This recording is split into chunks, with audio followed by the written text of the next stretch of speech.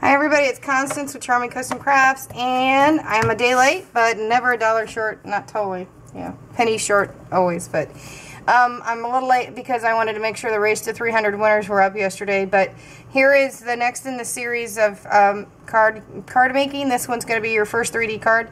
It's fairly simple. You're going to need a 12 by 12 piece of paper, and you're going to cut it in half to a 6 by 6. You're going to do the same thing to another color paper. For this purposes, I'm actually using red, and I already have it ready for the next step. So what you're going to do, it's depending on how big the card you want it to be. Oops, sorry. You're going to cut off another 2 inches off the 6 by 12 and make it a 10 by 12. So we're going to cut that real quick.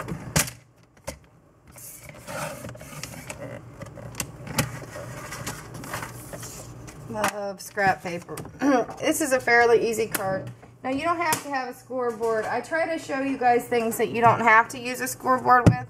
Eventually you're going to need a scoreboard at one point in time, or you're going to be measuring a lot when I start showing you cards. And we're going to do this right exactly at 5, so that we're going to be right down the middle. With this card you can just fold it in half. And I already have the red one ready.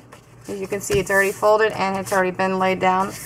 And we're going to do the same thing. And I'm actually going to put the nicer because this is textured.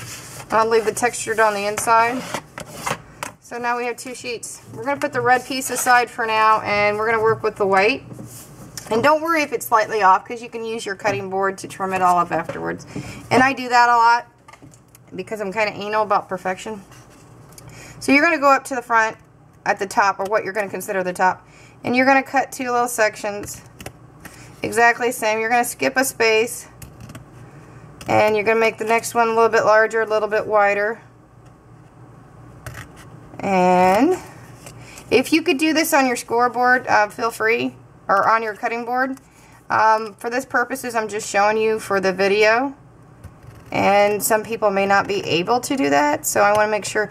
Don't go too far, because otherwise you're ended up making your next box too wide or too long when it folds back. So I'm just going to go up just a little bit more, and this way it gives you a place for you to write and put any more embellishing. So once you get those done, you're going to sit and you're going to pop the first one in, and you're going to bend it back. Depending on how small it is, can be difficult. And you're going to do the same thing to the other side. And when you lay it back down, and you're going to need to lay it down. And this is not perfect, guys. I'll be the first one to tell you, because I'm just showing you for a video. I am perfect when I do my cards, but when I'm doing this, you can go on the inside and you can push it that way if you want, if it's easier. Just showing you different ways. For the most part, it's easier to push it inwards and then lay it down and then smooth it down on the outside of the card. And then you're going to go to the last piece and do the same thing. It's a fairly simple 3D card, and it's fun. You can do it different ways. I have a couple examples actually that I did around Christmas. And then I have another one that will be exclusive of how I made it and how I decorated it on my Facebook page. Come find me, add and request me under people, either Charming Custom or Charming Custom Crafts. Look for the little blue daisy and the words tips and tricks. So now you have this, and as you can see, it's pretty cool. So you got your 3D pop out, and you're going to tape it. You're going to tape at the top, tape down the side, and again tape at the top or bottom, and then you're going to make sure that you tape at each intermittence between the pieces. And then you're going to want to tape right where you cut. And then of course I always put extra. I'm a tapeaholic, and I admit it. So, kind of like the pop-up flower card that I taught before, you're going to lay it in here with just slight extra room. And you'll see you'll have extra. It's okay, because we're going to trim that off. And then we're going to come to the other side and flip it open. And of course we're going to tape this part. And you're going to love this. And I'm going to give you some examples of what you can make with this when I get done. And Almost there, guys. How many else out there it's a tapeaholic and they're not afraid to admit to it? Okay, so I've got it good and taped, and again, we are going to close this side up. Make sure we smooth it from the seam outward. And now you have your inside and outside of the card. And of course, I'm going to trim it. I'm getting a new craft room. You guys are going to absolutely love this. My dog, if you guys follow me on my Facebook page, kind of got into my therapeutic putty and destroyed one of my couches. So I now get my formal room as my new craft room, which is great, but it's a lot of work to transfer everything over and then to find everything to organize it. And sometimes it doesn't always get good on the other side because you're looking at 4 pieces of paper, so I just go flip it to the other side. And it's still being a pain. Let's try it again. If I go over, there it goes. Alright, so now you got that done. If by chance that you have any other edges, feel free to trim it.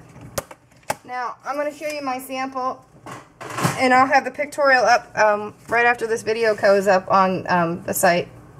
Now, I want to show you, and I did this purposely, why you do not cut too far out. If you cut more than halfway of the width of the paper when it's folded, you end up with this problem, and I wanted to show you that. You got to be very careful, unless you're going to make your card that wide, which most of the time you guys are not going to waste your paper anymore and have to. Even though it's a cool effect, it does not work right when you shut it, and I purposely did this one to show you. Now, these are the same colors, except I added some brown. Now, there's different ways to do this. I've done these as presents. You can do this as a Christmas tree.